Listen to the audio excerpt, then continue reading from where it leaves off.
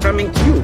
And please don't forget to subscribe or give us thumbs up. Thank you for watching. Hello, here we are again. I am so excited. Today I have pastor or senior pastor from KCC, one of the biggest churches in Minnesota. Please introduce yourself and tell us a little bit about yourself. All right, thank you, Dr. Judi. My name is Pastor Simeon Momanyi. As you've heard, I'm a pastor here at Kenya Community Church. I'm excited to be here.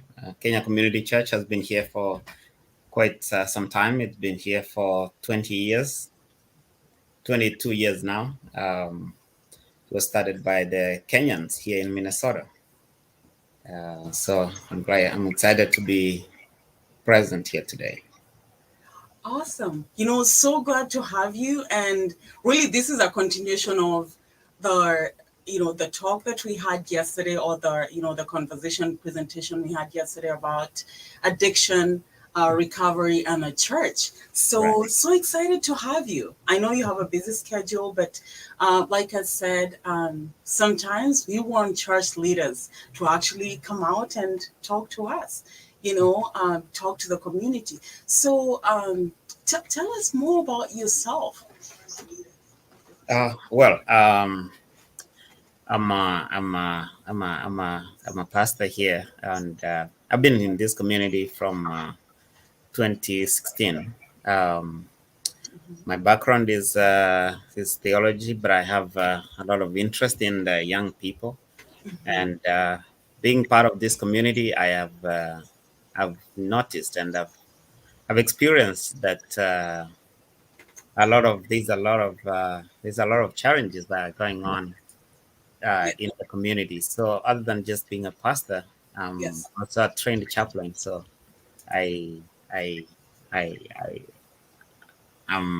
that's my area. That's your area. So you're a trained chaplain.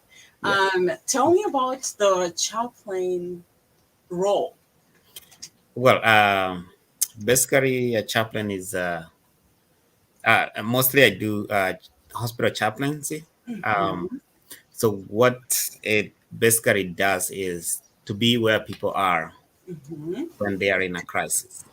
Okay. So so basically is to be with people where they are in the time of crisis and in good times too. So In good times too. I like that.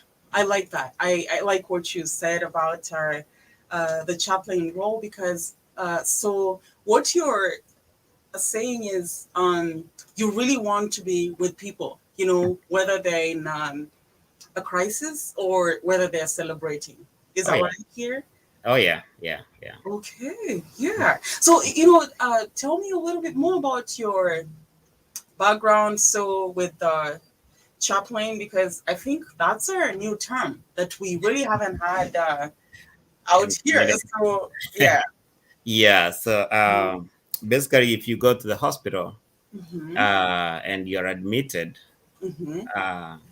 one of the services that the hospital will provide for you is that of a chaplain. And so I happen to be one of those Adventist chaplains. Okay. So if you happen to be in the hospital where I will be, then I will be there. But basically, right now I'm fully in the church. Okay. And being in this community, that's it's to be present where people are in the times of their crisis. So basically there. So as a chaplain, you're there for people where they are in their times of their crisis, of a crisis mostly. Okay. So that's when people normally need more than just the professional hospital professional help. They also ask for spiritual side of their health. Yes. Yeah. I mean, and thank you for explaining that. I know we have a a lot of our healthcare providers in Minnesota. I mean, a lot of our community has gone into nursing, and nurses, aid, pharmacists, doctors. I mean, we have the whole mix. So I want to really delve into what I was talking about in terms of the crisis right now. So we are seeing a lot of addiction in our community. And, when I talk about addiction, I mean addiction to alcohol, addiction to drugs, and, other things like, there's gambling, but that comes later. But I really want to talk about that because I feel like we are in a crisis. Just like you said, when we're in a crisis, we need to address the crisis. So, have you seen anything that you want to share before we actually talk about the whole addiction recovery in the church? Yes. You know, I think many parents and people of this community, not only the community, but people in the Twin Cities, people in the diaspora, if you are a parent, we should all agree that we are going to face a crisis not long from now, because a lot of young people are getting into addiction, drug addiction, and not only drug addiction, but even we have even parents, even adults who are addicted to actually alcohol, and they cannot function any longer. And so it's a big problem that we are going to face soon.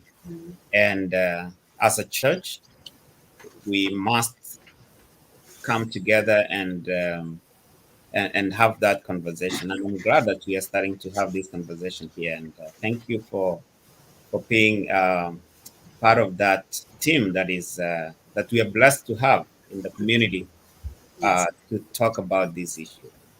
Okay. And thank you for the Monday show that is really coming out, giving a platform to have that conversation.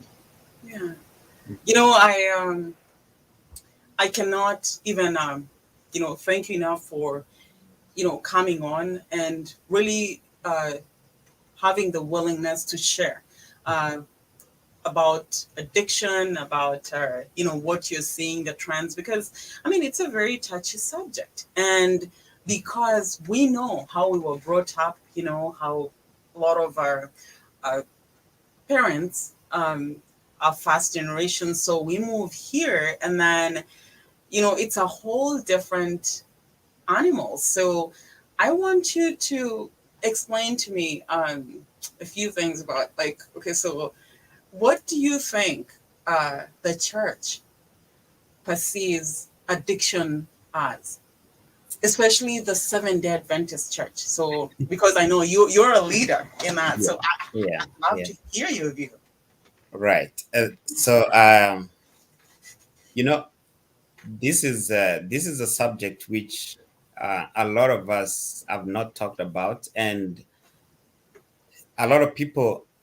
I feel like personally, people have hidden their. I mean, they've put their heads on the sand, especially parents, Mhm. especially anybody involved.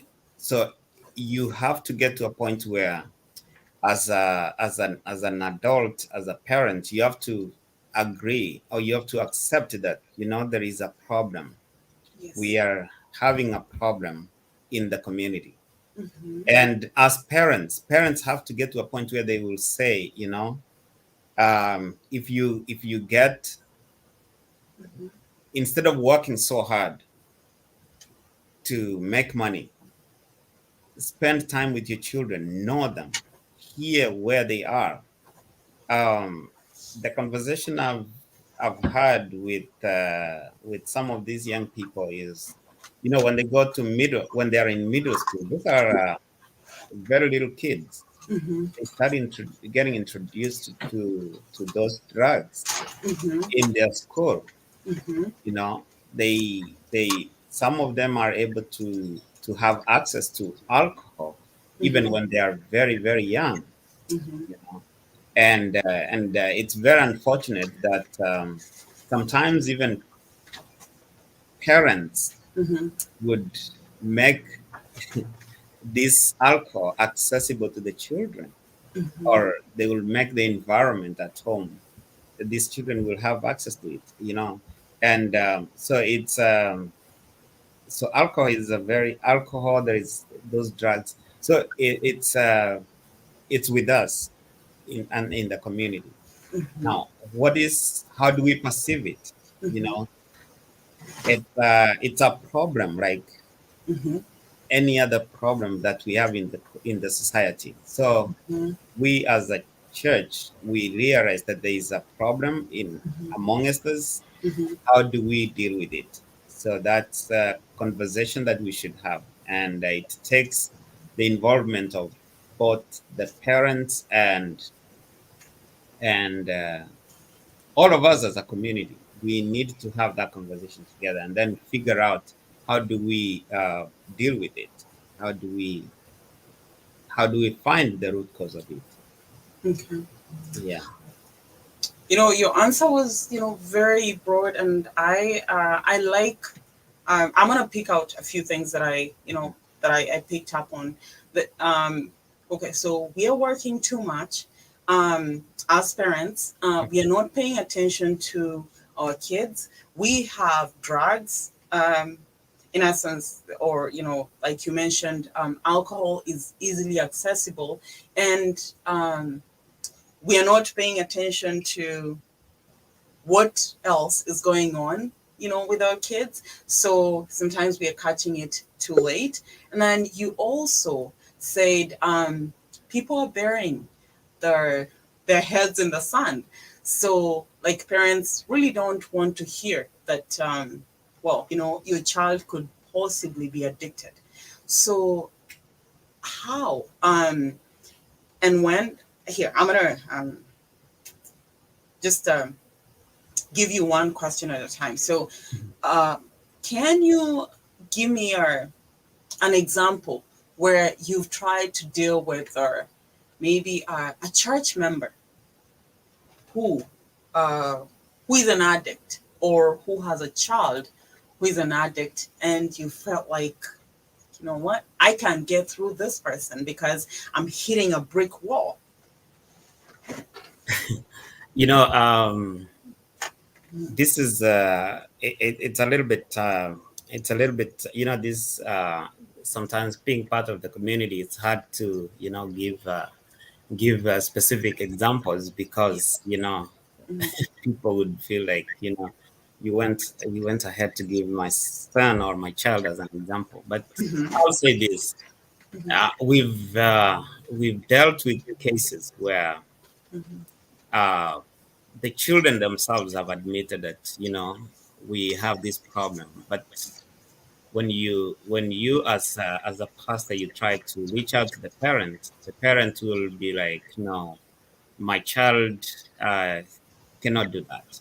My child cannot do that. When and sometimes if a parent will not accept that there's something that may be going on in your house or with your child, then there's no way as there's no, you can't go any far. You can't do much. We can't chase people from church. Right. We can't, because the church is a welcoming place. It's a Hmm. place where everyone is invited, and where Yes. everyone is welcome. Yes. So, and uh, and we realize that everyone in our midst is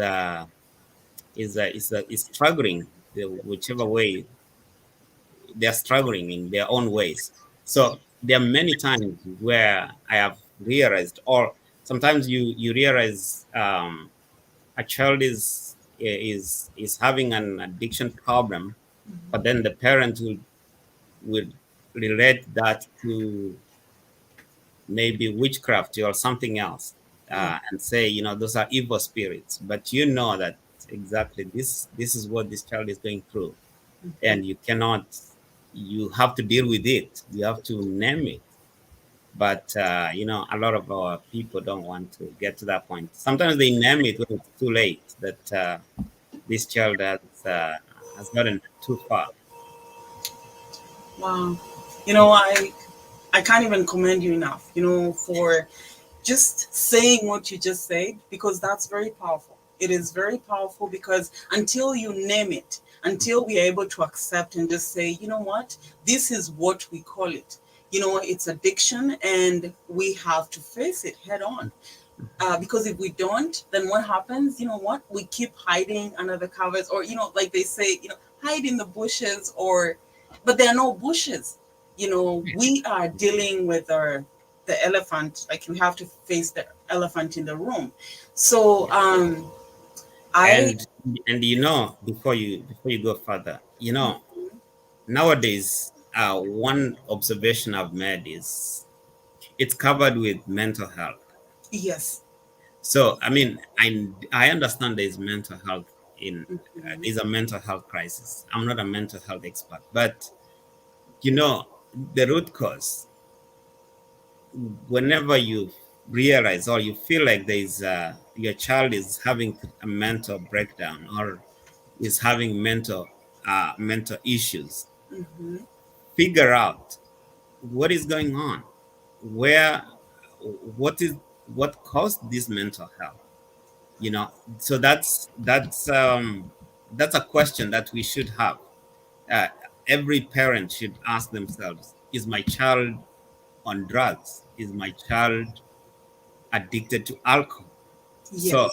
start having those questions, deal with those questions. If you realize for sure this child doesn't has never taken any drugs or is not on drugs, Mhm. is not on is not alcoholic, Mhm. then you can now say, this is for sure, this is a, a, a bigger problem that I need to deal with. That I need to deal with. And you bring in like a really good point.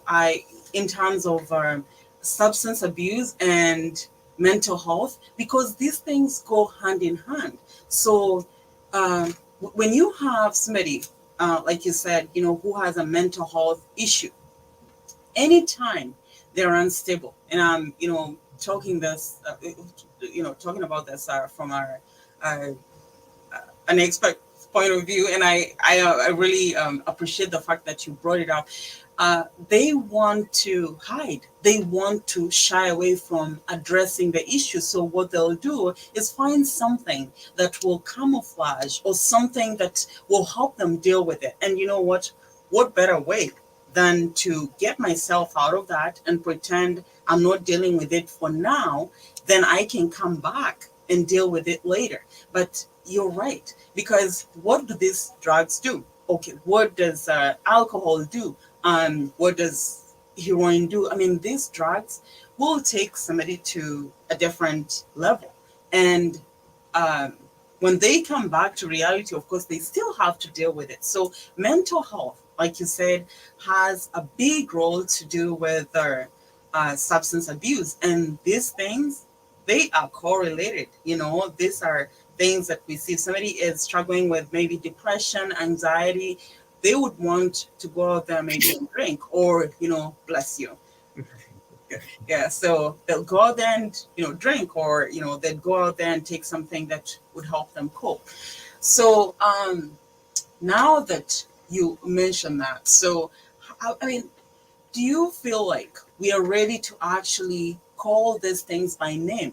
Because unless uh, parents are ready, or people are ready to actually talk about mental health, uh, then here, if we start telling people, okay, your child started drinking or your child started using drugs because maybe they were experiencing peer pressure, maybe they have an anxiety problem and they couldn't cope with it. Maybe they were depressed and they were lonely, and we don't have those. Sometimes parents really don't believe in that. So how do we even start at directing parents to, hey, come on, tell You know, me. what happens is you have to, as a parent, Mhm, you have to be involved in mhm, your children's life. mhm, A lot of, let me talk to the Kenyan parents. A mhm, lot of parents, as Kenyans, they don't have time with their children. mhm, They are busy working doubles, triples, busy.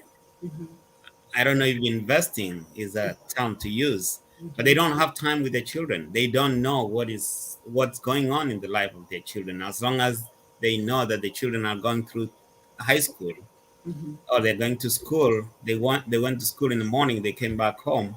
They don't mhm. know anything other than that. So parents should be very much involved in their in the lives of their children. They must be involved 100%. You have to sacrifice, and you have to get to a point where you decide, Mhm. I as a parent, I have to be involved in my children's life. I have to have a conversation with them. uh, Yes. the question I will have is, if you have a daughter, for example, Mhm, and she gets pregnant, mhm. will you be the first person she will tell? Mm. Or if a child has a problem, who will be the first person this child will tell? Yes. Some of these parents don't know what's going want when some of these kids get bullied in school, but the parents don't know because they have no time. They Yes. come in the morning, maybe they worked at overnight, they came in the morning, they found the children have gone to school, they'll Mhm, they'll sleep maybe through the day, and by the time the kids come home, you don't even know if they did their homework. You have to prepare and go back to work again. You don't have time to be with these children to understand what's going on in their lives. yeah. So if we do not start from there, Mhm. get involved in the lives of your children, then you will see the changes. You will see their grades have gone down. How are they interacting with you? How are they? Is there any change in their lives? If you Yes. don't get involved in their lives, Mhm. you will not you will not be able to to even interact with them. Uh, about 3 Sabbaths ago, I told parents, Mhm. better have a conversation. You better have time with your children now, because when you need time with them later, they will not have time for you. So you They better would, create time for them now when they are young. when they're young. Mm. Exactly. And you bring up a good point. So here, so now I'm gonna ask you this because sometimes as African parents, when a child is doing very well, oh my gosh, you know what, that's my boy, or that's my girl. So in a case where a girl gets pregnant, I mean, who should be blamed? Um I'm not saying anybody should be blamed, but mhm, if a child gets into problem, mhm. who should be the first person they should tell? Who should be the person? Okay. The Yeah, person to sometimes tell. they will turn to their friends. Sometimes they will find solutions. Their Mhm. friends, their peers will be more closer to them than their parents. So they will try to find a solution from their parents. These kids will be lonely, for example. You're right. And if it's loneliness, Mhm. the other friends will tell them, there's this thing you can take and you'll feel good. These are children. They need to be guided. You need to spend time with them and tell them, if somebody gives you this and this, don't do that. Don't accept it. Because one parent once told me that, um, the friends were introducing those some of those substances to the child, but Mhm. because this parent was so close to the child, Mhm. they could have those open conversation with the child. Mhm. The child was able to tell them, so and so introduced me to this, told me to take this, to try Yes. this, but I told them no, I cannot do this. That way you know that there is danger somewhere, so you are able to guide your child way earlier when they are before it gets too far. Right. you know Yes. Yes. so if you are involved with your children, you will know. when there is some, they will be able to open to you, because children, when they grow up, they know their dads are supermen. They Mhm. know their moms know everything. But if you don't get to have that conversation with them, they will not have time for you when They you will need. not have time for you. Yeah. So I would love to also just ask another question here, because we've seen absenteeism. We've seen, uh, you know, be it work, and sometimes it's we parents want to spend time with their kids. Parents want to be there, but then we have absent fathers. I mean, and America is challenging. This is a subject for another day. But how do you address mothers who are playing the role of father and mother, and they're trying to do their best for these kids? How would you address that, even as a church? I mean, what do you do? Because at the end of the day, sometimes you might not be present 100%, or a parent might not be present 100%, and the reason is, what, they're busy working because the other parent is absent. It could be because of death, because of divorce, separation. I mean, there are multiple reasons why. So, I mean, what's your take on that? Because again, You we know, want to be able to support everybody who is involved in this pool. yeah, I think, you know, I understand that there are situations where one of the parents, I mean, a family may be dysfunctional. Yes. Those are some of the unavoidable circumstances we Yeah. get ourselves into. Mhm. But even so, Mhm. let that not be an excuse of a parent not spending time with their children, of knowing what's going on in the lives of their children. Yes. If there is anything more valuable you have on this world, it shouldn't be anything other than your children. So Mhm. I feel like, you should work hard to make sure at least you have time with your children. For the children. Yeah, I mean, there is, some parents, I feel sad sometimes when I see Mhm. parents who have children who love the church, for example, Mhm. but and the children wants to come to church, but the parents are not there to even give them a right to come to church. Sometimes our child finds a ride to come to Pathfinder, Mhm. and when class is done, the child has to find a way to go home. Sometimes children gets disappointed. It gets, if you I mean, it's a very sad situation we're in. I know there's unavoidable circumstances where you as a parent, you have to work and provide for them, Mhm. but as much as you can, find a way to to be there for your children. Yes. If it means you have to work when they are sleeping, do that. I mean, just pray to God to help you figure out a way, because you have these children for the past for the first 18 years. After that, they're gone out of your sight. Yeah. So maybe you can start working after they're gone. So Maybe you can start working on that. I And mean, you, I'm not being Mhm. unreasonable. I'm just saying, Mhm. sometimes as parents, let's prioritize, and let's make our priorities right. No, That's good. if I have to wait, if I have to hold on buying a plot in Longai, so Mhm. that I can make sure that I have enough for to raise my children right now. Let me do it. I will Yeah. buy later. The plots will be there later on. That's powerful. That's powerful because here, I mean, we've had stories where sometimes you know people have prioritized, and I'm gonna give a personal story here. My dad died at a very young age. I mean, he had a lot of property, so much. He died at age 39, And here, I mean, to this day, I tell you, we hardly saw him. I mean, all we knew is, you know what? Dad is working. Oh my gosh, you know what? He's coming home now. So everybody get ready and read.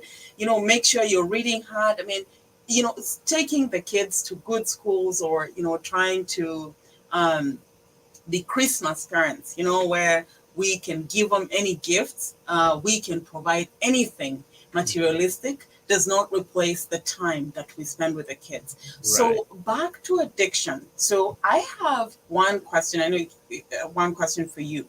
So when you experience, for example, a member, and I know you told me you've been a chaplain, so you've interacted with a lot of individuals. So what if you have a church member who comes in to church, and they could be intoxicated, with alcohol, or with maybe marijuana, or cocaine, and they come in and they're being very disruptive, as a pastor. Now that we don't have security guys, you know how the security guys would man out anybody who's trying to be disruptive, maybe in a rally, a Trump rally, for example. How do you handle that? Yeah. You know, a church should be a welcoming place. A church should be a place where people feel it should be a safe space for everyone Yes. to come to. If there is any other place where people should feel safe to go, it should be the church. Yes. Because this is, I call it a workshop for heaven. This is where you got molded to get to be ready for heaven. So, a church is a welcoming place. It's a place where everyone will be safe. It's a place where everyone will feel like, I need to. This is the where I need to be. I need to belong, because it's not a church. A building is not pastor's house. This is God's house. So everyone should be welcome to church, no matter who you are, no matter how you are, Hmm. because God says, "Come to me, all of you who are heavy laden." So it could be your burdens. It could be your heavy ladenness is the addiction. Yes. So God says, "Come to me." So I do not have any right to tell you, no, you're not welcome here. Yes. This is a welcoming place. This is a place where you are welcome. And when you come, this is where you meet with Christ, and He will transform you as a person.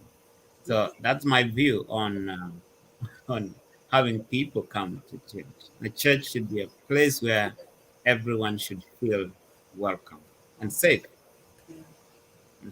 So what I hear is you have a de-escalation mechanism here, where you're, even when somebody comes in spitting fire, you know what, there's a way to calm them down and just Yeah. feel them welcome. Mhm. No, sorry, feel make them feel like they're welcome in the Oh, yeah. church. So can would you give us an example where you've had to uh, deploy some of those mechanisms, where, what, somebody came in and, they are really being unsafe, and, you feel like, okay, so there's an addiction issue here, and there's a mental health issue here that I may need to address, and, how did you handle that? You know, without going into specific cases, I would say, recently we had the Dante right issue here, Yes. and it was the church happened to be at the center of it. Mm-hmm. Instead of closing the church doors and saying, uh, let's run for our lives, let's wait until everything calms down, and then we'll come back. Let's put barricade the doors and close the windows. We decided to open the doors. We decided to say, everyone is welcome here. We will open the doors. We will have the building as a place where people will come and get food. People will come and get water. Place where uh, and we used actually the one of the spaces we gave to people of LGBTQ community. We gave them a space. Then they were supplying, you know, um, my, the protesters with water and with hand warmers and all those things. So you know those moments, and actually the church turned out to be to be safe because nobody touched it. When No, people were busy pushing the fence to get into the police, nobody touched the church because the church was a safe space for oops. them. It's where they could come and get those who needed medical attention. There was a station for them. Those who needed water. There was those who needed food. Those who didn't have time to go to the shop, they could come and get groceries for themselves. So you know, that's how the church should be. It should be a light in a dark world. Wow. Yeah. That's powerful. And here, I mean, I literally have driven down Humboldt, and I know there's a barber shop. There's a barber shop. There's a store there. It was a mobile store. All those stores, and there's the dollar store. All of them were barricaded. Yeah. And yeah, the church was not barricaded. It's like, so open. And the other day, I was even asking somebody, we used to actually walk right through, from the church to the police station, but now, it's all barricaded. I'm like, something doesn't add up here. But Yeah. you're right, though. I mean, it's open. It's open, and I love what you're saying. So essentially, we should be able to feel safe because at the end of the day, sometimes even with all the barricading around, anybody, if Mhm. people wanted to get through, they can get through. I mean, Oh, those barricades yeah. could be broken down, just like we saw in the Capitol Mhm. in January 6th. Mhm. Mhm. So yeah, Sure. I love that. I love the fact that, what, we are still keeping it open. And then, we know sometimes it can be unsafe, but here, then we are still keeping those doors open. Oh yeah. So, And you know, one thing I want to say is this. You know, if there is anybody who feels like, you know, they have nowhere to turn to, they do not. They feel like if they come to church, they will be judged. mm-hmm, You know, there are people who feel like, you know, people know me. mm-hmm, And that's why a lot of people don't feel like they should come to Kenya community because they feel like, you know, that's people know me. People know my past. So mm-hmm, they don't feel like that's where they should come. In yeah, fact, I wanted to remind if there is anybody who feels like um, there's nowhere they feel unwanted, this is the place to be. This is this is this is where they should be. This is where they are most welcome. this they, is where they're most welcome. they will be So, loved. They will be loved. Yeah. So you know they what? should feel Hmm. they should feel safe here.